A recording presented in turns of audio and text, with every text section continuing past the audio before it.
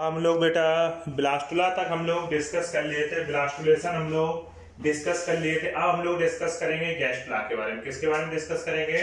Gastrula के बारे में हम लोग डिस्कस करेंगे। देखो गैस्ट्रुला के बारे में हमें क्या क्या बातें जाननी है, बहुत ध्यान से समझना। गैस्ट्रुला की जो सबसे इंपॉर्टेंट बात है वो है यहाँ पे 3 लेयर का फॉर्मेशन, एंडोडर्म, मेसोडर्म और एक्टोडर्म।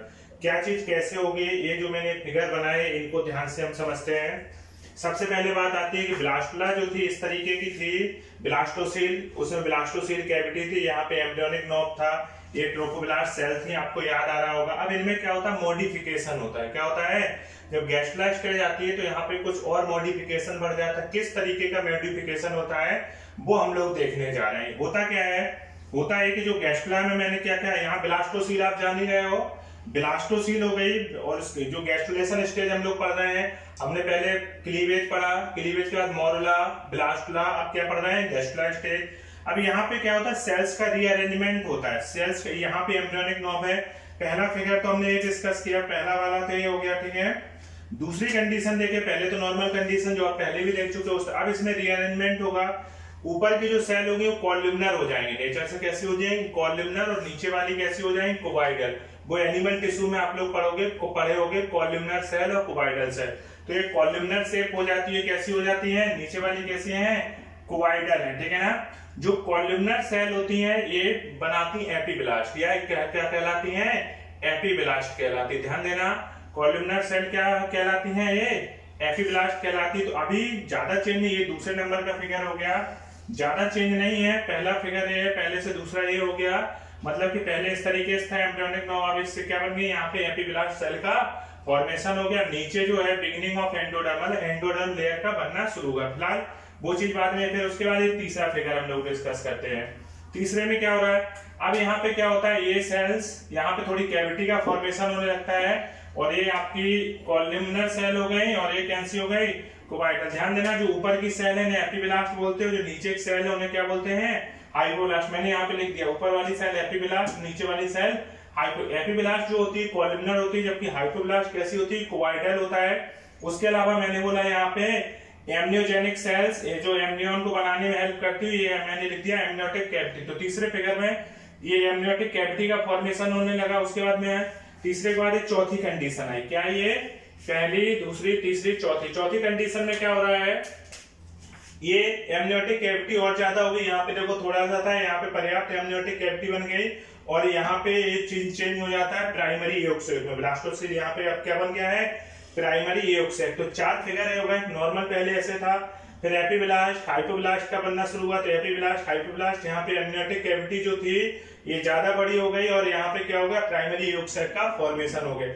अब जो ये अजीब सा फिगर बना है इसके बारे में जानो, ये बहुत इंपॉर्टेंट है। क्या जानना है इनके बारे में, ये तो चीज आपको समझ में आ गई। मोरुला में क्या था, मलबेरी लाइक था, सॉलिड बॉल की तरह नजर आ रहा था, 8 से 16। फिर मोरुला के बाद क्या है, ब्लास्टुलेशन है, मतलब ब्लास्टुला स्टेज, उसमें ब्लास्टोसील कैविटी थी, सेल्स का रीअरेंजमेंट हुआ था, ट्रोफोब्लास्ट सेल बनी थी। आपको याद होगा ट्रोफोब्लास्ट खुद में, जो ट्रोफोब्लास्ट होती है खुद में सिनसाइटोट्रोफोब्लास्ट और साइटोट्रोफोब्लास्ट। सिनसाइटोट्रोफोब्लास्ट ही एससीजी का सिक्रीशन करा, वही आपको याद है, इम्प्लांटेशन मैंने बताया था।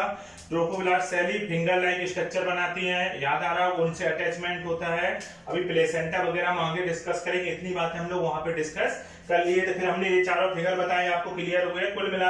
हाँ, एक चीज और याद रखना, अभी गैस्ट्रुला का मतलब ही यही होता है, जो गैस्ट्रुलेशन स्टेज है इसका सीधा सीधा मतलब यही होता है कि यहाँ पे तीन लेयर का फॉर्मेशन होता है, एंडोडर्म, मेसोडर्म और एक्टोडर्म। और इन्हीं तीनों लेयर से हमारे बॉडी ऑर्गन बनते हैं। आपने देखा हमारा डाइजेस्टिव सिस्टम एंडोडर्मल होगा, सुना है आपने। हमारा reproductive system, excretory system mesodermal होता है। तो ये भी जो, अब रिप्रोडक्टिव सिस्टम कैसे मेसोडर्मल होगा वो भी हम देख लेंगे।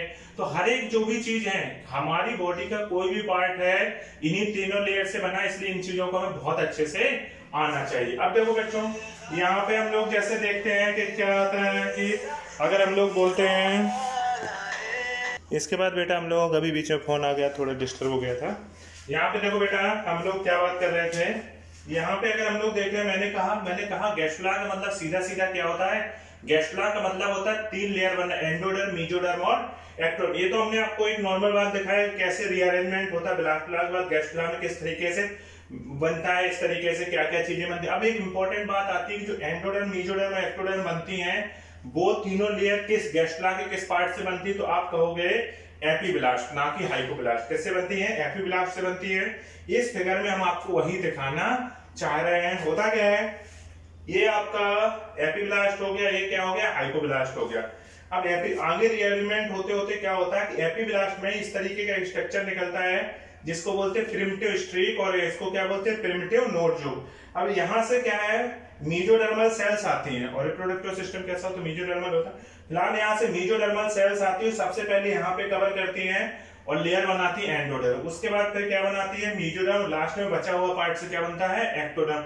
तो सीक्वेंस याद रखना, पहले एंडोडर्म बनेगा, फिर मेसोडर्म बनेगा, फिर एक्टोडर्म। तो आपको मैंने ये फिगर क्लियर हुआ, ये और इसमें देखो ये अजीब सा फिगर है, अजीब सा फिगर कुछ नहीं है, इसी का रिअरेंजमेंट हुआ।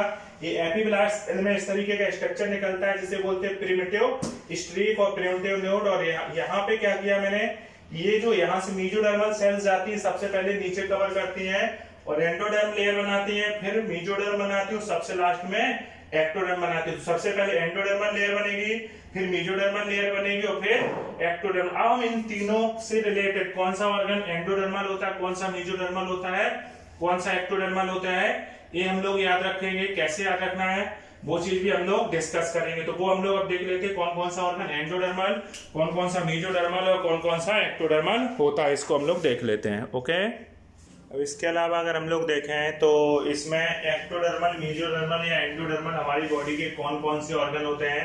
पहले तो मैं कुछ रिलेटेड बातें बता रहा हूँ कि कौन सी, जैसे हर एक ऑर्गन, जैसे हर एक सिस्टम है, उसमें कुछ अधूरा एक्टोडर्मल है, आधा मेसोडर्मल है, कुछ चीजें ऐसे ऐसे भी होती हैं, तो उनको तो मैं रिलेट करके बता रहा हूँ। बाकी जो पूर्णता एंडोडर्मल है, पूर्णता एक्टोडर्मल है, पूर्णता मेसोडर्मल है, वो मैं अलग से डिस्कस करूंगा।